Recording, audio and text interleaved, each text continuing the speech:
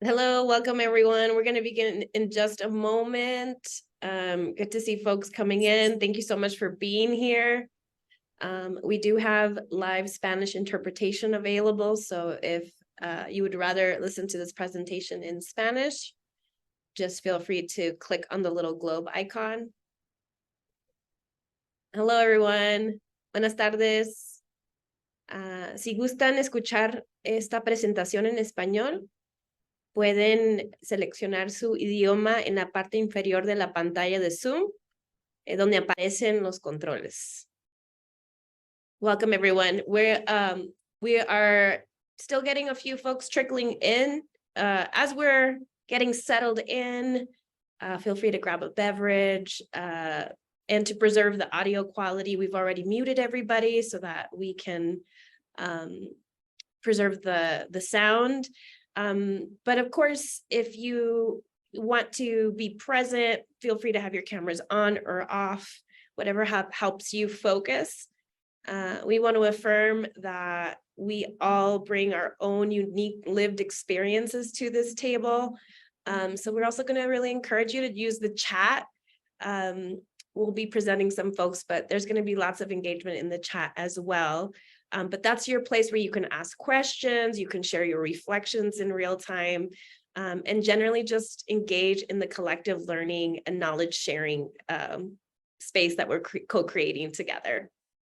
Let's try it now. Let's try the chat function now. By just seeing who's in the Zoom room, we're going to ask you to go ahead and share your name, your pronouns, your location, the organization that you're representing today, maybe your role.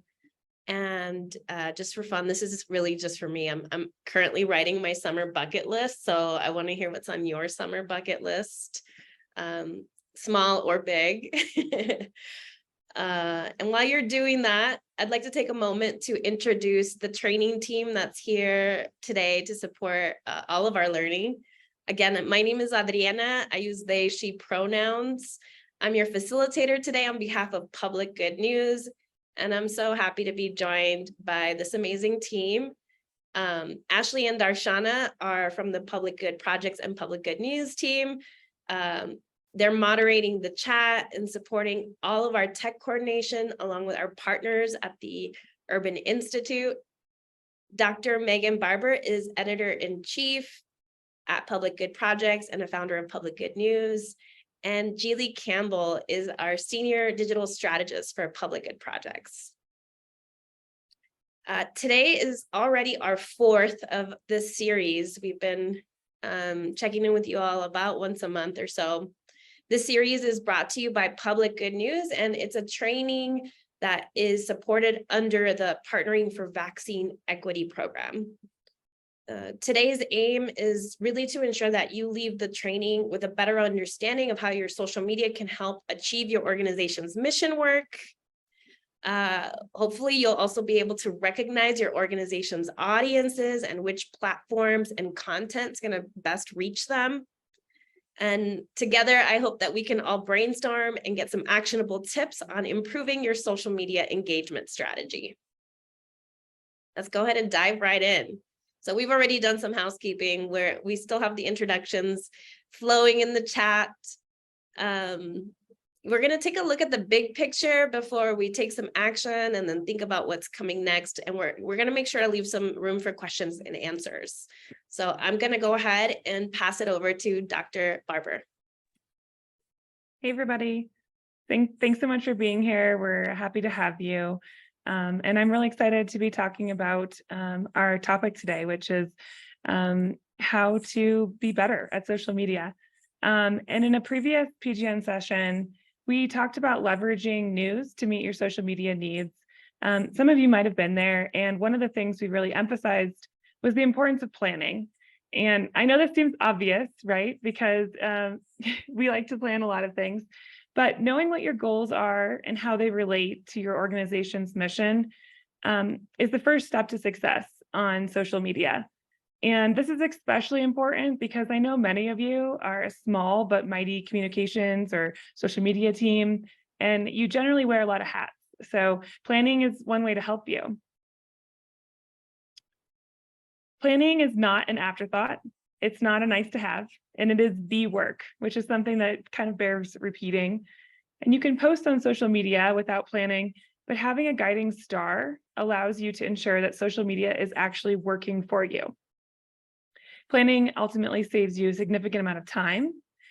For example, instead of trying to frantically think about what you might post today, which we've probably all done at some point, imagine if you'd already planned 2 to 3 social media posts each week and scheduled out the whole month in a social media management system like Sprout. And while every organization is different, I think that planning can help all of us. And it should be inextricably linked to your organization's strategic plans. We'll talk more about that in a second. It's hard to do the work of social media, but here's the good news. Nonprofit communicators, marketers, social media managers, we're often the catalyst for internal organizing. We can bridge and build cohesion internally so that an organization's mission is effectively communicated to communities. Sounds great, right? And the first step to making this happen is to ensure that each organization-wide goal or objective also has a marketing and communications goal. Sounds like a little bit complicated, so let's look at an example. We're going to pretend that we have a nonprofit based in Southern California, and we're going to call this organization Give All You Got. And it's a fictional nonprofit, but we'll use that organization throughout our presentation today. And they just turned 10 years old, so congrats to them. But they've only been active on social media for about 5 years or so.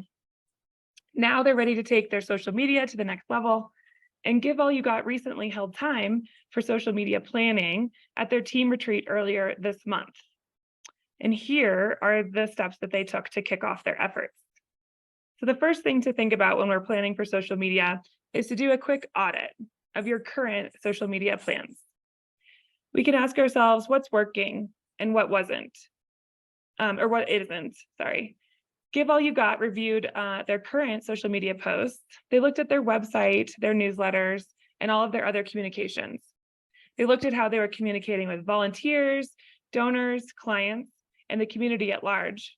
And they revisited their organization's 5-year strategic plan to ask themselves, how can social media help? Give All You Got also asked the communities they serve for feedback, getting insight from a different point of view as to what is and isn't working. And this feedback included information from leadership, staff, and even their board. The next thing Give All You Got did was turn to their audience. And this is our second recommendation for how to plan your social media. Looking at social media insights, Give All You Got was able to realize that they were currently engaging some groups, and they were a bit surprised, but who they were missing out of other groups. You can find these kind of insights in platforms like Meta or even third-party social media management systems. Then, after looking at their current efforts and then also evaluating their audience, Give All You Got took all of this information to help them prioritize and set new SMART goals.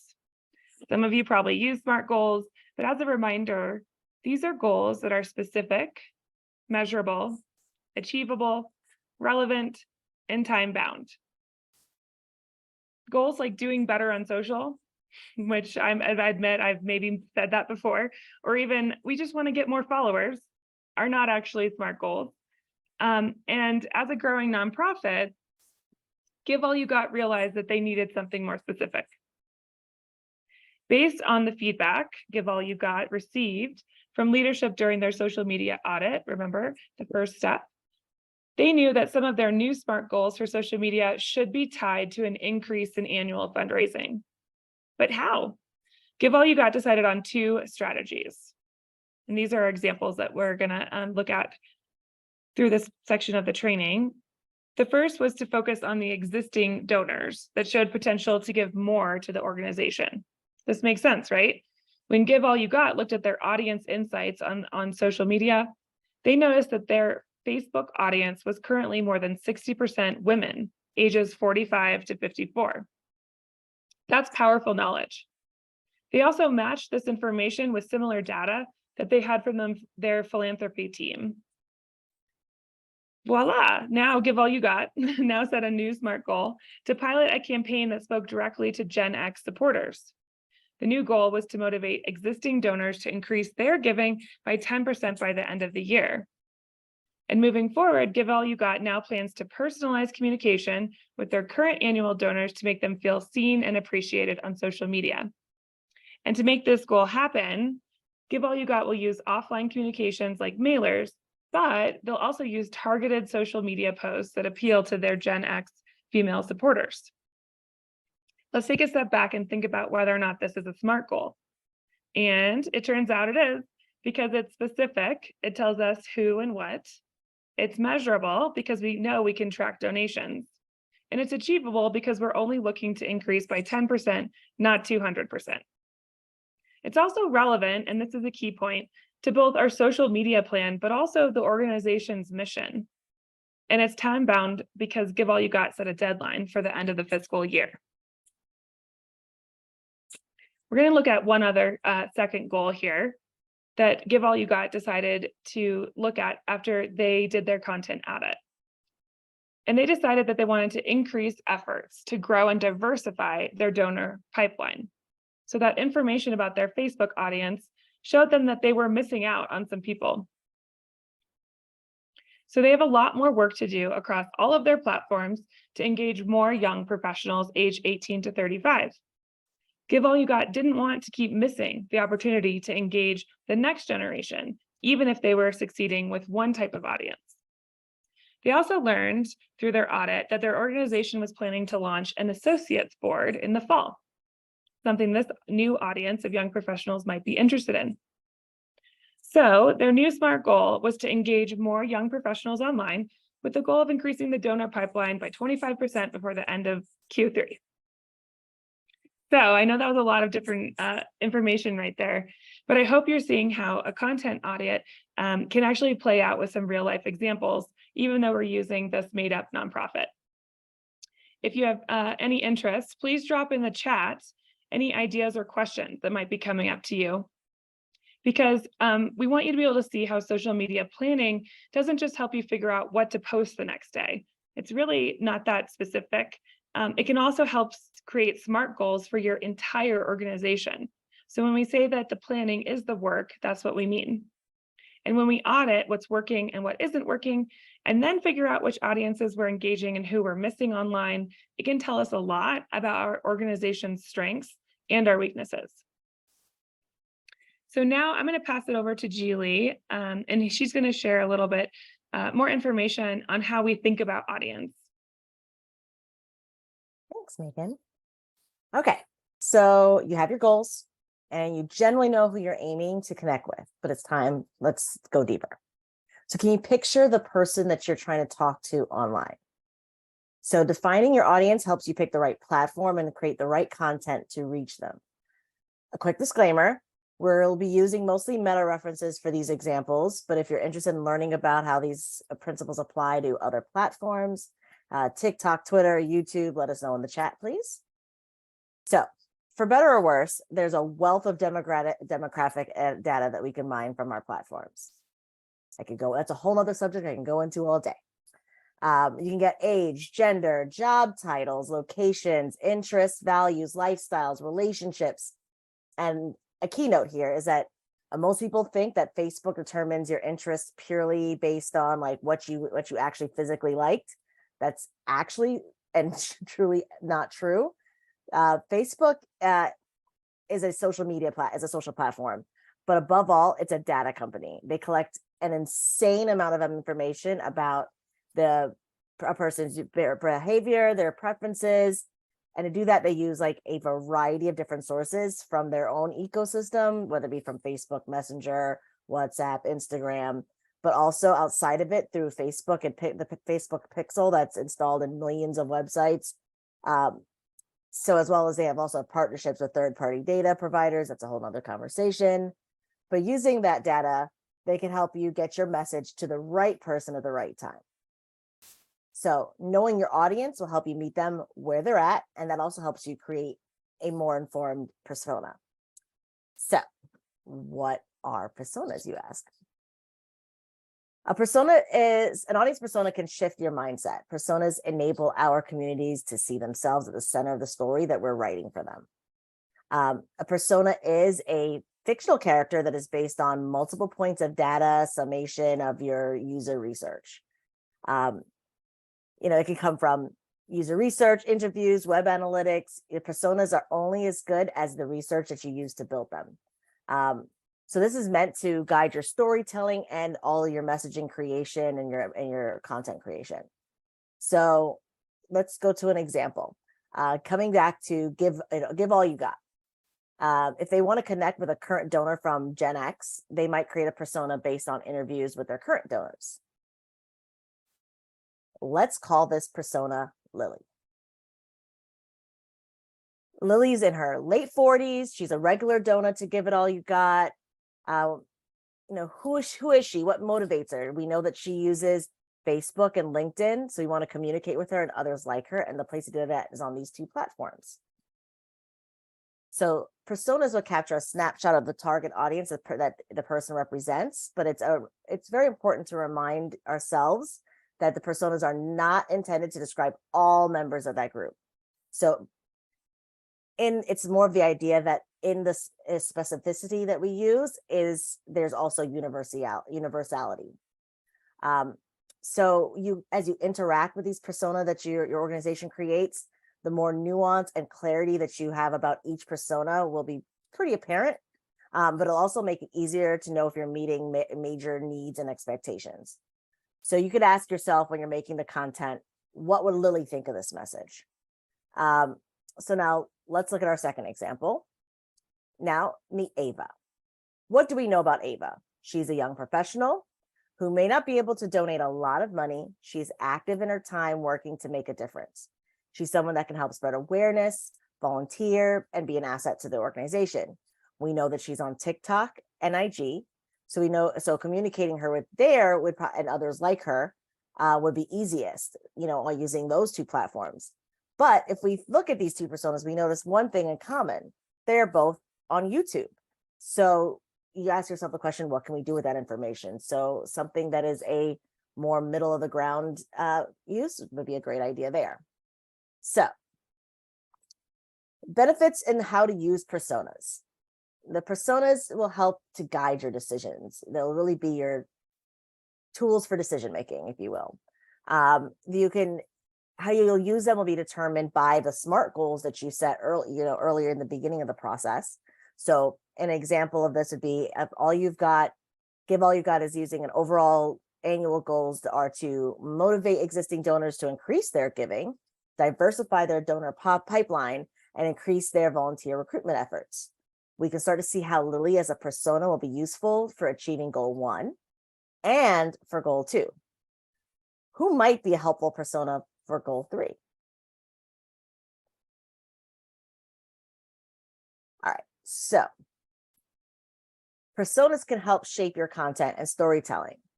As you develop content intended for your audience's own personas, you might think to yourself these questions.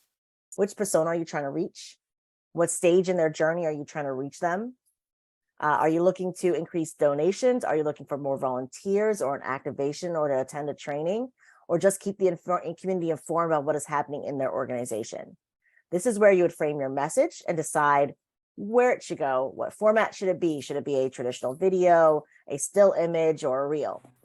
So making sure that we're interacting with the right audience in the right time in the right place will make all the difference in the results, and that'll get you to what you want to get out of the message. So you're going to ask yourself, what platforms are they active on? Facebook, Instagram, Twitter, TikTok, YouTube? What behaviors and assumption worldviews are influencing the way that they engage with your content? And what do you want them to take away from your messaging? Or what are their thoughts that you want them to take away, the feelings, the action, most of all? Now, as we're talking about personas, we have to remember to create a persona for your organization. You want to know, who do you imagine is speaking on behalf of your organization? You want to consider this person your organization's spokesperson. This will help you and your staff stay consistent in using the same voice and tone that can help strengthen your brand. So you ask yourself, is your organization a young, hip person? Then you want to make sure that everything that's coming from your organization sounds like it was written or presented by the same person. Think about it. How genuine or authentic would it be if a super buttoned up brand, we can think of a few of those off the top of our head, all of a sudden goes on social media and starts speaking to the community in a very super informal language. The audience may say, hold on, this doesn't feel right. This doesn't feel genuine. It doesn't feel authentic, or vice versa. We've seen those shifts happen quite a bit as well. So you don't want to come across as inauthentic or not genuine. So making sure that you stick with that same voice throughout will help keep your brand in its own genuine, authentic personality. So creating the content that will help with the help of the personas will also make it easier for you to remember. Yeah. So remember that who you're engaging with, and you're interacting with real people with real feelings and real thoughts and emotions behind the screen. We can all use these in reminders. And sometimes when we get stuck in the day in and day out of our work, we can forget that social media is meant to be social. It's like right there in the name. I'm sure we've all had those friends that only talk about themselves, but for the most part, have healthy relationships with that dialogue and back and forth.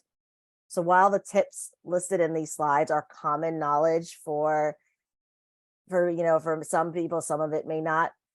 It's not intended to be an exhaustive list. So I'd like you to think about the best practices in the terms of engagement and looking at it from the lens of engagement. Are you being a good online friend?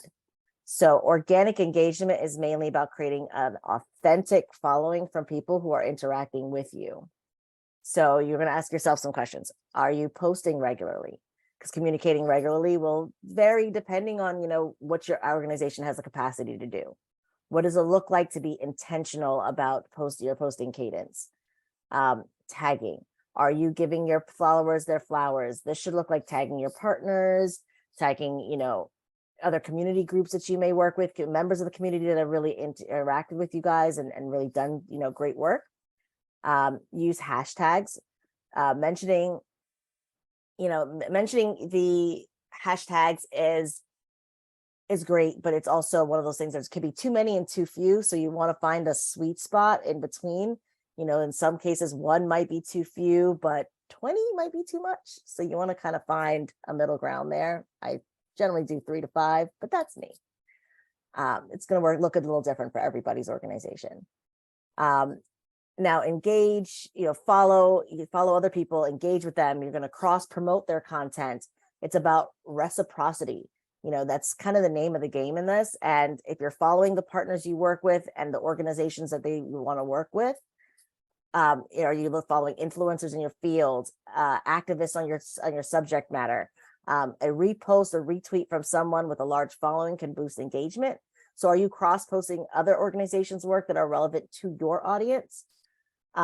Here's a few other ideas to think about to boost your engagement. You can ask your email list to follow you on social media, create a call to action on LinkedIn, or for your Facebook or your Instagram follows, and just really making sure that you kind of cross-pollinate.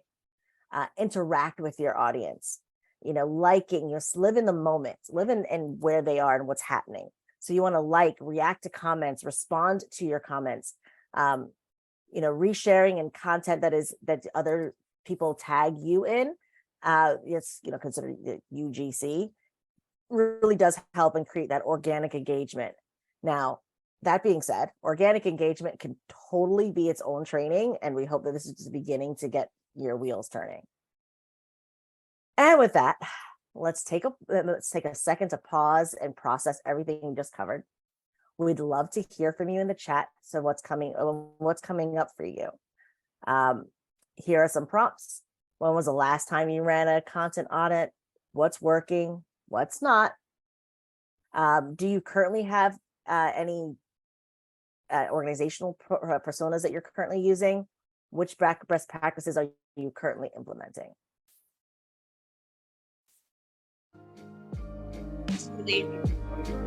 Music just to give us some time. So feel free to put those ideas in the chat.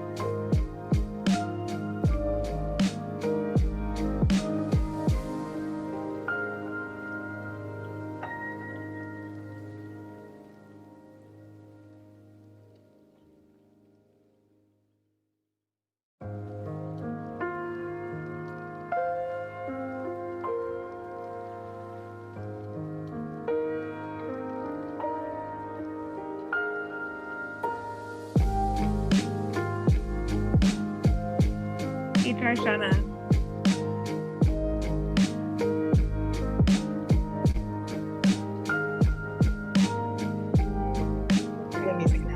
No problem. I was going to say, if we want to pause the music, we actually had one question from Greg, Julie, that I thought we could tackle, and then we'll have more time at the end too. But because this was specific about audience, I thought that maybe we could address it now. And Greg's question was, are there any alternate platforms for TikTok if you know that you're looking at that demographic population, but your company or organization has banned you from using it? Well, Yeah. I mean, we do see a lot of that crossover on IG. That does seem right, especially with IG Reels. That was definitely one. There are different platforms do different things. So TikTok just happens to be this particular moment, I think, of joy scrolling, as I've heard it described. So a lot of people get that same feeling from IG Reels. So that would be something I would look into and lean in there. I also think some companies have had some success with crossover in YouTube as well, since a lot of younger audiences still are on YouTube and on TikTok. So that might be something to consider. Great.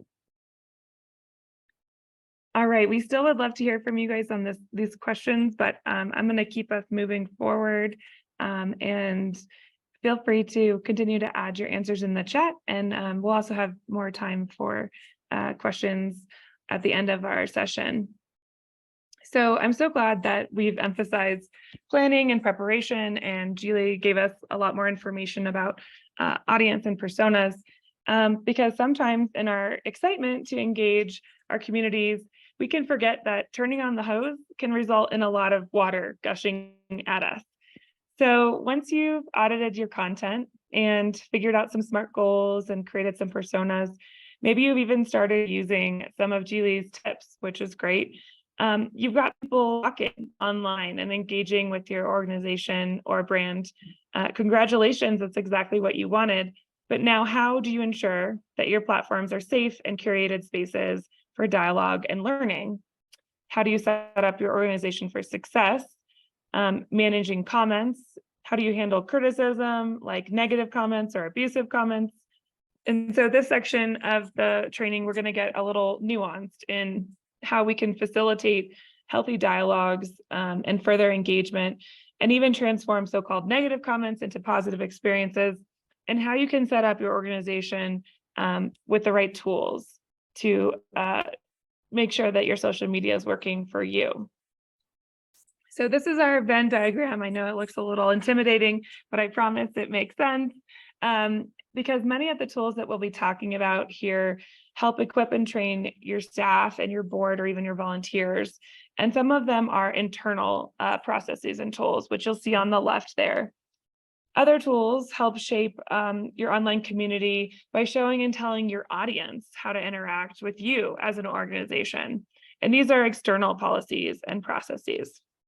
And what we want to always keep in mind, and this is what we started with, of course, with our planning, is that in the middle of our Venn diagram here, we have your organization's values and a mission statement. And as we discussed before, everything should level up to that overall mission. So here we have your organization's ethics policies, and then, of course, your mission statement and the guidelines that you try and adhere to. So we're going to start with the internal processes on the left, and we'll provide some examples here and how they work for social media. So great social media starts with setting your team up right, and everyone on your team should know that they're brand ambassadors. Every person in your org has the potential to amplify your brand, your mission, and your impact. But of course, on the flip side, which you can see some examples here on the screen, each of these things each of your staff can hurt your reputation too. So as you prep your team to be ready to execute on an effective engagement strategy, be sure to include guidelines for your staff and volunteers. And to be clear, a nonprofit social media policy, which is what we're going to start talking about, it is an official company document. And this document provides guidelines and requirements for your organization's social media use. We'll jump to the next slide, please.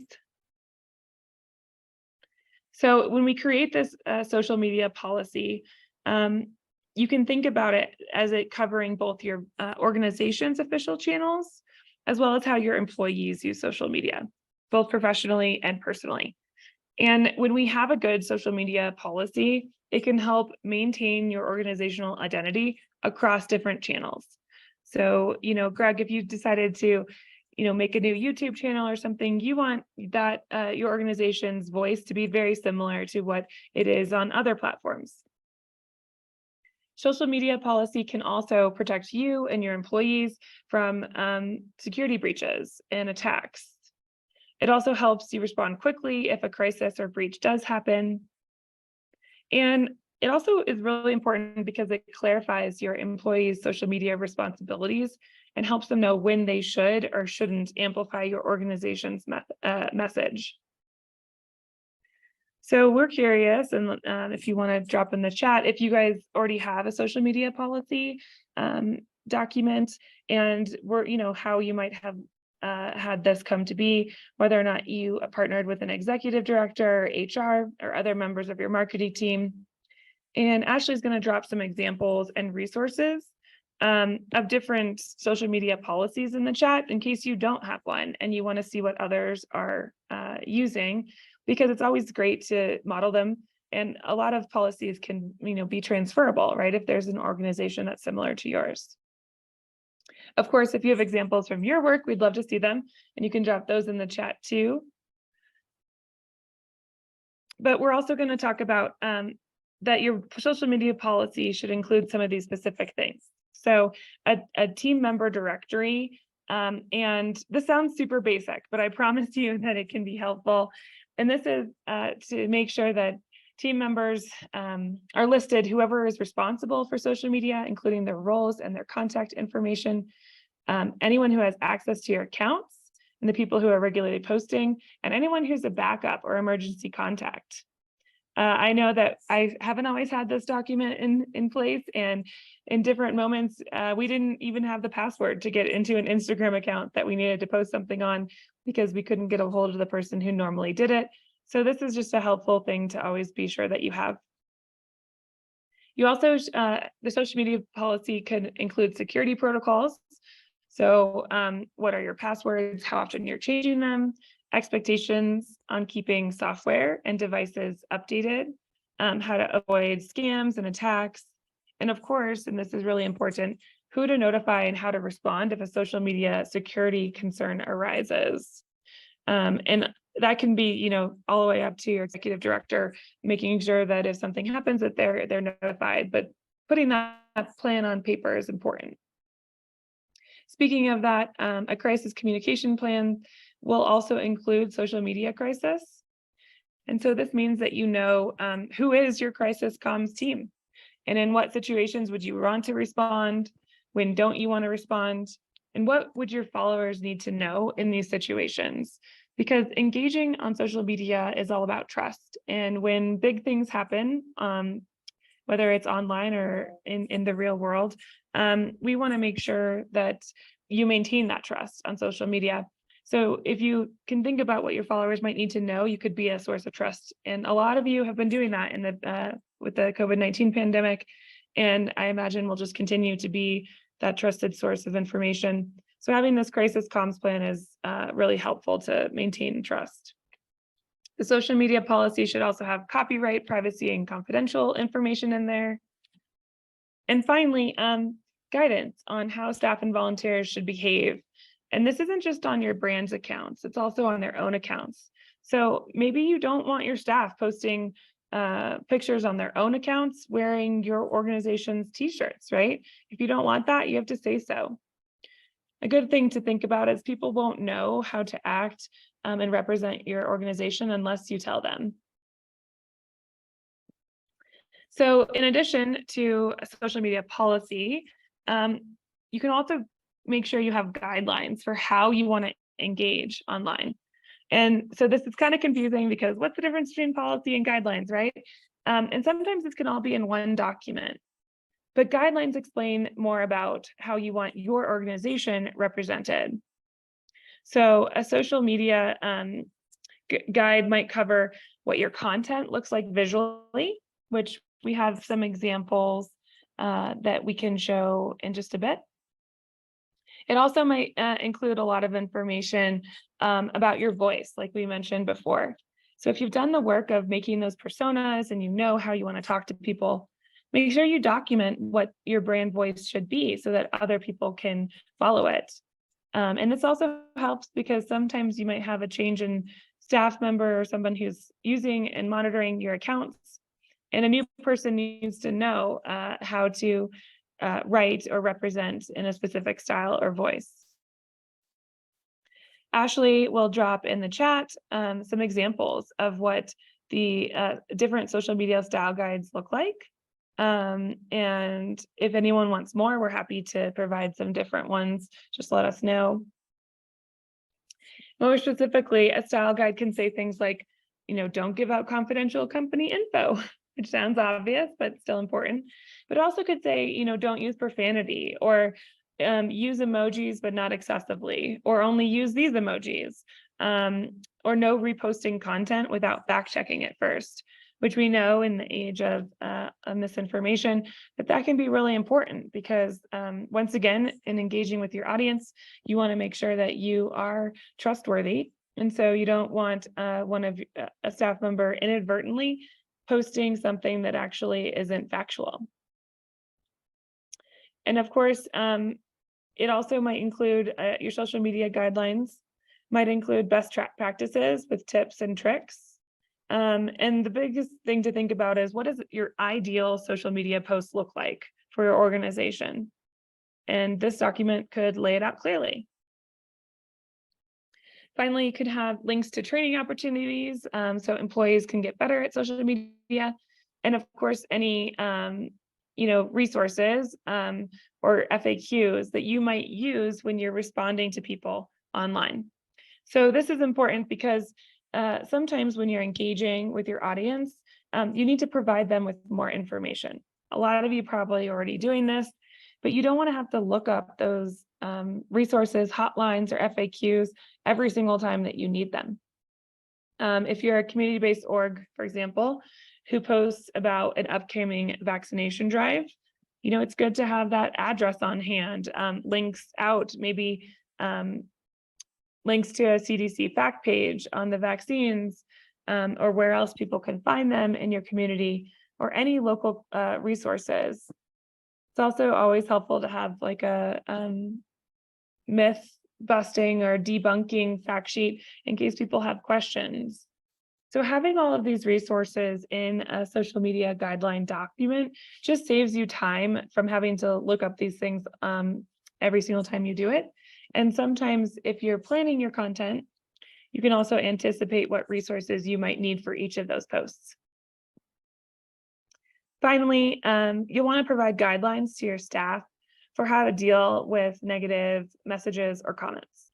And we're going to go into this in a little bit more detail, but and we'll also provide an example of a message bank, but all of these things together make up social media guidelines and can prove to be a really helpful document that you can tailor to whatever your organization is needing. So here is an example of some social media guidelines, and this can look different, like I said, depending on your organization. And this could be a training, like we feel like we just keep saying that could be a training on its own. So if any of you would like to go deeper into strategy or guidelines or message banks, anything that is most helpful, let us know, because we do have another training on that goes more in depth onto tools coming up.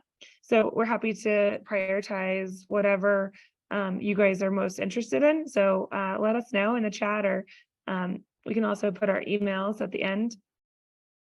So in this example, you might have a development or communications manager who's wearing multiple hats, right? I think we're all familiar with that. And this could include managing your social, or maybe you have a dedicated social media manager or a digital community manager, and they could have varying levels of experience, right? This could have multiple years of experience, or maybe this is just their first job out of college. No matter how experienced people are, it's still really important to show this type of information on what your ideal social media posts look like, both visually, which is what you can see on the top here, and also messaging in terms of the different types of messaging that you might want your organization to use and to promote. That's what's on the second half of this document.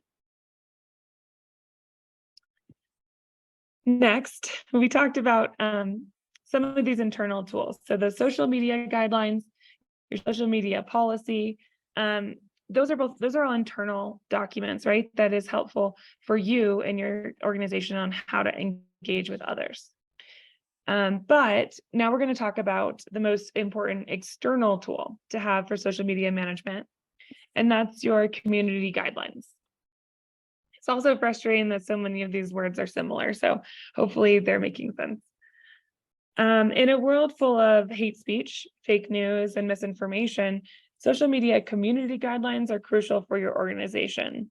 And these are external guidelines that tell your social media followers what is acceptable and what isn't on your organizational platforms. So some of you might already have these, and you might think that you don't even need them, especially if maybe you think, oh, I don't need those. I don't have a Facebook group or anything like that. But it's really important to create guidelines that show rules for your audience to follow. And these rules can help foster safe conversation and community. And this is because it shows that your organization takes online conversation seriously.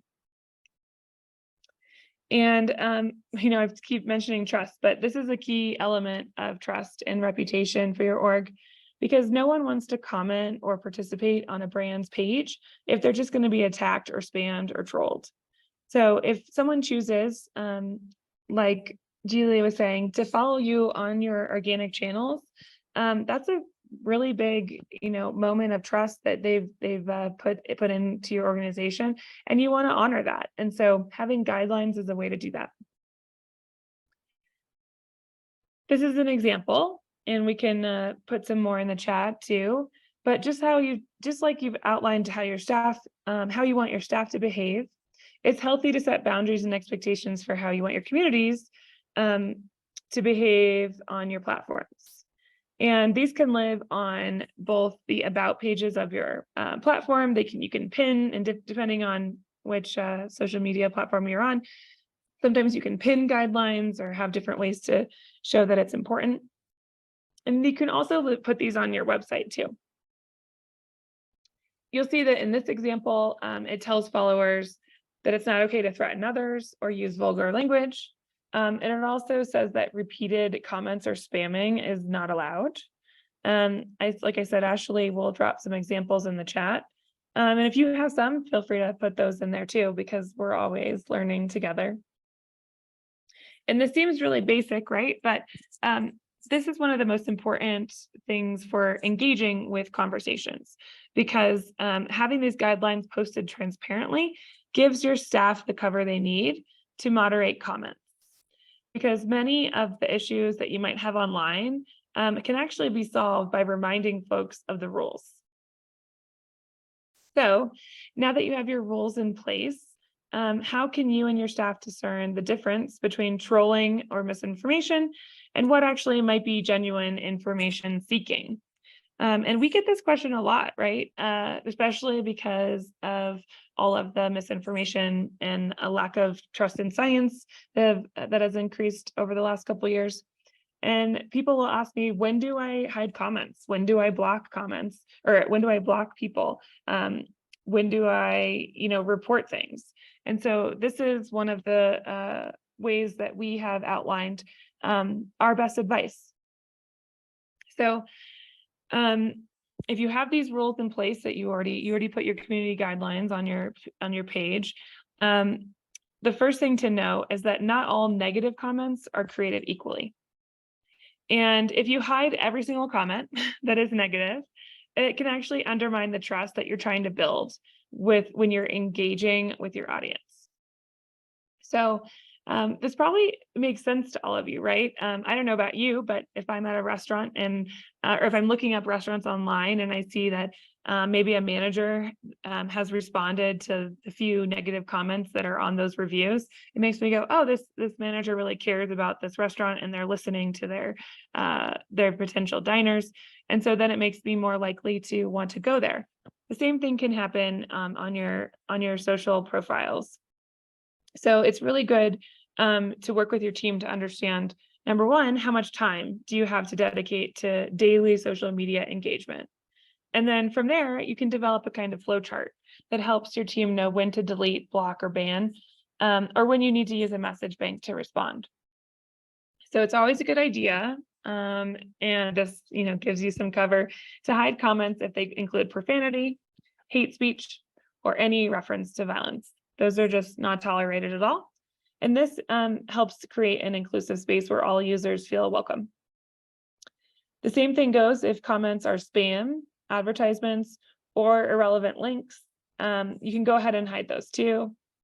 And then anything that has obvious misinformation, especially if that tone the person is taking is attacking or abusive. Similarly, if there are users who are using hate speech or threaten your organization or make any reference to violence, you should block and ban those users too. You don't want them as part of your community. Same thing goes for spam and advertisements. If those users keep doing it, you can hide their comments and then block or ban them. And then it's important to consider reporting comments to the social media platforms if they include any of these flags. I will admit that reporting comments isn't quite what it used to be, especially on platforms like Twitter, because it's the change in ownership has made reporting a little less effective. And we always, of course, have to be critical of social media companies because we may report things and they don't do much, but it's still best practice and it's still helpful to report things because we want to make sure that it's demanding attention. So taken together, these types of guidelines can help your org know when to escalate a situation, and also really gives your staff guidelines on how to engage with the audience and can give them help if they encounter a situation that they've never dealt with before. So, of course, it's pretty easy, I would say, to block hate speech or violence. But what about all those other comments when you're trying to engage with your audience? And so you've done all the things that Julie recommended, and now you have a lot more people interacting with your page. This is where another internal tool comes into play, and that's the message bank. So a message bank is an internal document that tracks narratives and responses. And we're going to provide some examples here of how you use it. That's what's on this page. But it's something that your social media managers or staff can refer to anytime. My big caveat about this is that building a message bank takes time. So we advise documenting your most common themes or types of comments that you might get, and then writing up talking points or key messages that could be used in a response. And we know you'll never anticipate every situation, but every time you have to create a new message in response to something that's not in your message bank, you add it and it's a living document. Here's an example from our org, Give All You Got. They recently posted this social media graphic promoting COVID-19 vaccines before summer travel. And in response, Jane Doe replies with, quote, "My family got COVID after our fall vacation, even after getting our first booster back in 2021. Kind of feeling like everyone is going to get COVID eventually and there's nothing we can do to stop it." So we wouldn't hide this message, right? Because it doesn't use profanity or hate speech or violence. It's also not spam or an advertisement, and it's actually not irrelevant to the topic. It's in fact a follower who's responding directly to your post and engaging with it in what seems to be a sincere manner. It also doesn't really include misinformation. This person appears to be expressing their own genuine concern and a really common worry that we see, right? That boosters don't do much. So how do we solve this problem? We can use our internal message bank. The example that you see here is one that we have that is just about COVID-19 vaccines. Your message bank could be having a lot more different topics, but we can use this to guide a response. And so in this example, we crafted the response that you see on screen by looking at the theme of breakthrough cases mean vaccines aren't working. But you can use lots of different ways to respond. So this is a little bit the bigger view of a message bank. And as we mentioned before, collecting all of your FAQs or your challenging comments in one spreadsheet can serve your org really well. You might start seeing patterns, right? And these will give you a start on the framing and the talking points that you want to develop. It also could give you some insights about your audience and the questions they're asking, and maybe even the services that you might want to provide in the future as an org. And in this message bank, you'll also see that we have English, key talking points on one side and Spanish on the other. If you work in other languages, I would add those too. And then you'll see columns for fact-checking links, because sometimes you need a place for people to learn more. And then there's the general resources is the final column there. And that can also go in your social media guidelines, because it's another source that people can use when they're engaging with your audience online. So as social media community managers, we don't have to have all these answers, but we do need to know when to pause and ask for help when we encounter a situation that needs extra attention. And so there's strength in being able to use tools like this. We'll go back now to this Venn diagram, and we're almost at the end of our time. We've talked a lot, right? We talked about a lot of these internal tools, including your social media policy and your social media guidelines, and then how to create and use a message bank. All of these things level up to the middle, like I mentioned, your values and mission and ethics. And then we have the external things on the right, which is your social media community guidelines. That final thing on the list there is more of an FYI, because I think it's easy to access, but just be aware of each platform's social media policies, because those are another external tool that this might feel a bit basic, but both you and your followers have to abide by those too. So just having those available and easy to access is important with engagement. So we flew through a lot of information, and I'm curious to know how any of this is landing for you. So if you want to throw in the chat, and we can also, go ahead and just turn it over for questions in our last 6 minutes. But I'm curious about which of these internal or external tools are you currently using? And if there's anything that you're excited to try. And as you know, if you need any help with these things, PGN and the PGP team, we're a resource. We love working with community-based orgs and helping them on these topics. So yeah, let's open it up for questions, and we can feel free to put some questions in the chat.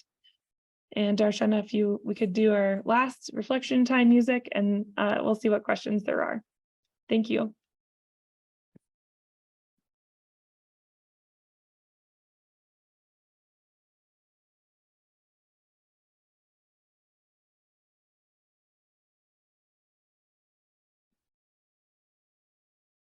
I don't think our music is playing. That's okay too. We can just yeah, no worries. I have a few announcements before we head over to Q&A anyway. So okay, cool. I'll use these last few precious minutes to be able to ask. Actually, Eric, do you mind popping up our poll? We'll get that started for folks as well. But just want to remind everyone to also give us feedback. Today's session was really high level on purpose. We wanted to use it as a setup for next month's training, tools and tactics to meet your social media goals. So hopefully some of the high level topics that we dived into, whether it was new information for you, or maybe it was information that you've known, but realizing, hey, we haven't actually put this into practice, or you're already, been doing this for years. We're hoping that next month's session, we can go deeper in any of those areas that you'd like to focus in on. We have some topics that we didn't cover here that are a tool and a tactic that we have ideas for already, but we really want to make sure that we're getting your feedback and your information on anything that you're excited to learn more about, whether that's, metrics, content calendars, like more planning tools. Someone was actually asking about tools and templates for content auditing. We also have other strategies and tactics that we can talk through. So please give us your feedback in the chat. And please take a moment to fill out that Zoom poll questions. This helps us make sure that we're creating trainings that are helpful and useful to you. The registration is now open for the tools and tactics to meet your social media goals. We're going to be adding that registration link in the chat. And finally, want to let you know that we have a public good news newsletter that is our community digest. This is going to be launching in a few weeks, and we'll be featuring some of our community partners. So if you are interested in getting this digest, it's additional content, or you want to be featured, have your work featured in the newsletter, please feel free to reach out to me. My email is there in the slide, and also we'll be popping it in the chat. All right, so in these last few minutes, we want to leave some space for extra Q&A. Megan and Julie will be fielding those questions. So feel free to either pop them in the chat, or we can also have you come off mute and ask that way, whatever feels most helpful to you. Excellent. Thanks, Adriana. Appreciate it. So Lance mentioned that they're looking for ideas to increase followers and engagement on Facebook and Instagram in specific populations.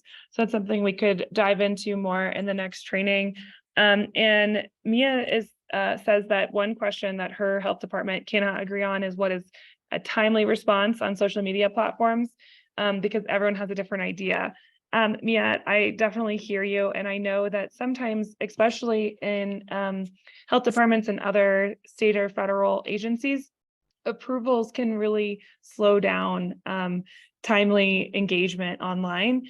I mean, the best practice is to be as timely as you possibly can. But I also understand that the limitations of staff and bandwidth and what a comms team can or can't say can be really hard.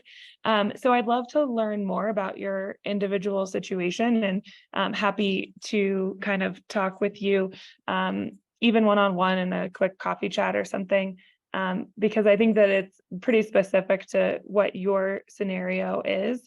And Adriana put her email in there. So if you want to email us, feel free. We just are looking to partner more with CBOs so we can be a resource. Lance is saying that they wish they had some trolls or negative comments because most of their posts don't get much reach or engagement at all. Yeah, that's a good flag. Julie, any initial suggestions for Lance on, it looks like some people are agreeing on where you would start there?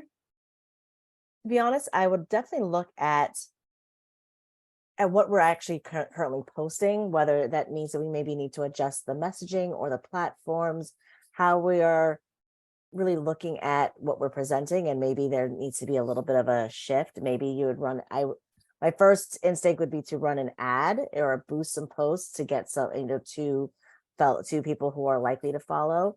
So you want to maybe do something that's a lookalike to your current audience. But that's, to me, would be those two flags. I would say definitely look at the content. And if you're asking enough open-ended questions, maybe creating things that make somebody want to react and have create a conversation and a dialogue. Yeah, and we'll Lance will make a note of that and see what we can drum up for the next training to directly respond to that. Heidi's also noting that the return on investment on ads can be hard to get leaders to sign off. So this is interesting. If you guys are also interested more on ads and how that can be used as a tool to increase even organic engagement, maybe Julie will add that to the list for next time. That's good. Yeah, Great. and Heidi, we agree. Awesome. Adriana, I think we are at time. If you Yeah, we're wanna, at time. So we'll be sharing slides and recordings and the chat with folks as a follow-up. But thank you so much for being here. We look forward to seeing you all next month. Bye. thanks, everybody. Thanks, everyone.